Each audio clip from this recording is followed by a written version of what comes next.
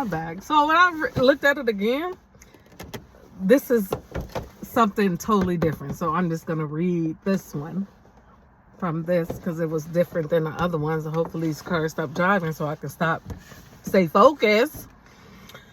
For the Negro pilots of Tuskegee, fighting the air war against an experiment combat-ready Luftwaffe was often half the battle.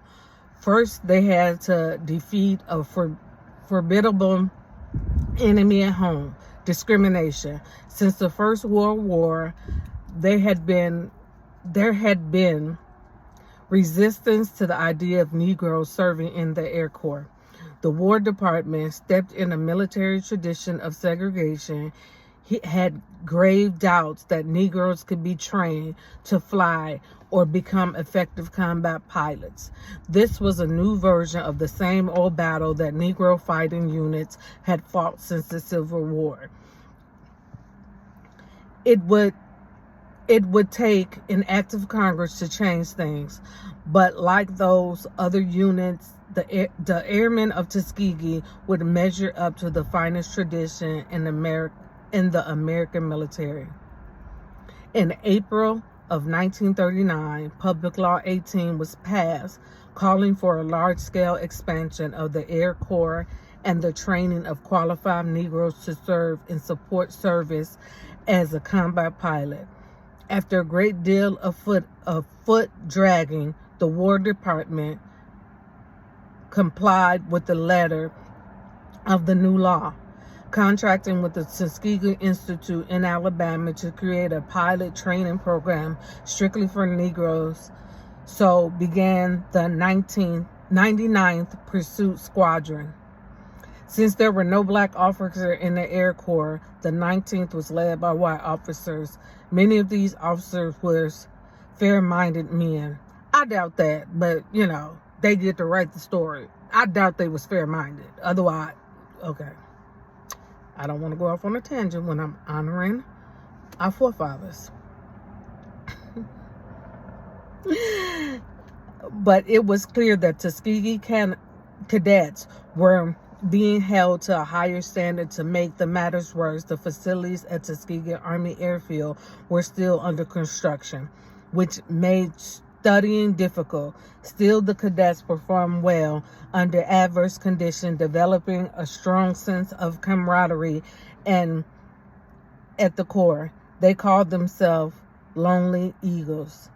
By their first combat, the strafing of heavily fortified position of the island of Pantelleria, the Tuskegee fire pilots had racked up an average 250 hours each in P-40s. They received much of the credit for the fall of Pantelleria and later the island of Lampersada and Limosa. These victories gave the Allies control over the sea lanes to Sicily and Italy. The 99th was later attached to the 332nd Fighter Group that escorted American bombers en route to European targets, flying P-51 Mustangs. The 322nd was responsible for shooting down the first Nazi jet in World War II.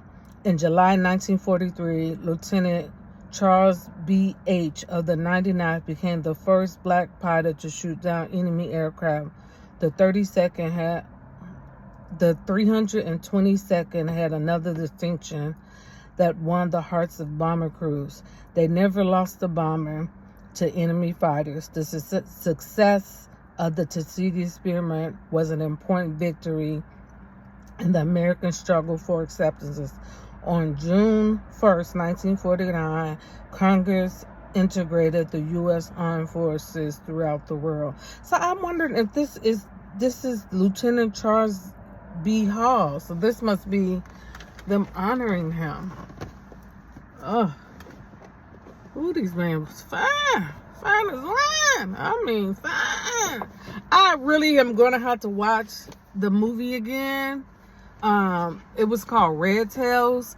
That was one that I think it came back in the mid 2000s maybe, but I know I watched it. And so, but they had one before that, but the Red Tails kind of just brought it back to us. So again, much love and honor and respect to our forefathers and all of the brave soldier men who fought for us to live today.